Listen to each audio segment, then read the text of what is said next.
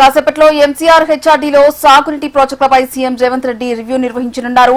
ఈ సమీక్షలో మంత్రి ఉత్తమ్ కుమార్ రెడ్డి కూడా పాల్గొననున్నారు. తుమ్మిడిహెట్టి బ్యారేజీపై ఈ సమీక్ష సమావేశం కీలకంగా చర్చించనున్నారు. సెప్టెంబర్ 1న ఢిల్లీలో తుమ్మిడిహెట్టి బ్యారేజీపై కీలక సమావేశం జరగనుంది. సిడబ్ల్యూసీ చైర్మన్ అధ్యక్షతన మంగళవారం ఉదయం 11 గంటలకు సేవాభవన్లో ఈ భేటీ జరగనుంది.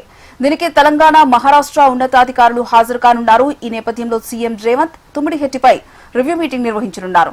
ఢిల్లీలో జరిగే సమావేశంలో అనుసరించాల్సిన విధానంపై సమీక్షలో చర్చించనున్నారు. నీటి లభ్యతతో పాటు ఇతర అంశాలపై చర్చించి అధికారులకు దిశానిర్దేశం చేయనున్నారు. అలాగే కృష్ణా ట్రిబ్యునల్లో అనుసరించాల్సిన అంశాలపై చర్చించనున్నారు. ఢిల్లీలో సెప్టెంబర్ 1న తుమ్మిడిహెట్టి బ్యారేజీపై కీలక సమావేశం జరగనుంది. కేంద్ర జలసంఘం చైర్మన్ అధ్యక్షతన ఉదయం 11 గంటలకు సేవాభవన్లో తెలంగాణ, మహారాష్ట్ర ఉన్నతాధికారులు భేటీ కానున్నారు. తుమ్మిడిహెట్టి నిర్మాణానికి సంబంధించి సాంకేతిక, అంతర్రాష్ట్ర అంశాలపై ఈ సమావేశంలో చర్చించనున్నారు. ముఖ్యంగా బ్యారేజీ ఎత్తు విషయంలో తెలంగాణ తన వాదనను బలంగా వినిపించనుంది.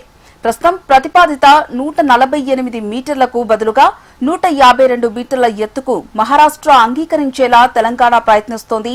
148 మీటర్ల వద్ద గ్రావిటీ ద్వారా నీటిని తరలించడం సాధ్యం కాదని, పంపుల ద్వారా నీటిని తరలిస్తే విద్యుత్ వ్యయం భారీగా పెరుగుతుందని తెలంగాణ ప్రభుత్వం కేంద్రానికి వివరింస్తోంది.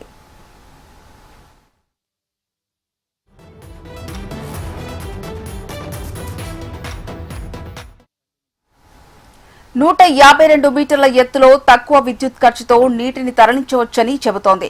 నీటి మట్టం పెంపుతో అదనపు ముంపు పరిమితంగానే ఉంటుందని CWPRS అధ్యయనాలను తెలంగాణ ప్రస్తావిస్తోంది. ఇప్పటికే మే 26న మహారాష్ట్ర సీఎంకు, ఆగస్టు 5న కేంద్ర జలశక్తి మంత్రి సిఆర్ పాటిల్ కు సీఎం రేవంత్ రెడ్డి లేఖలు రాశారు.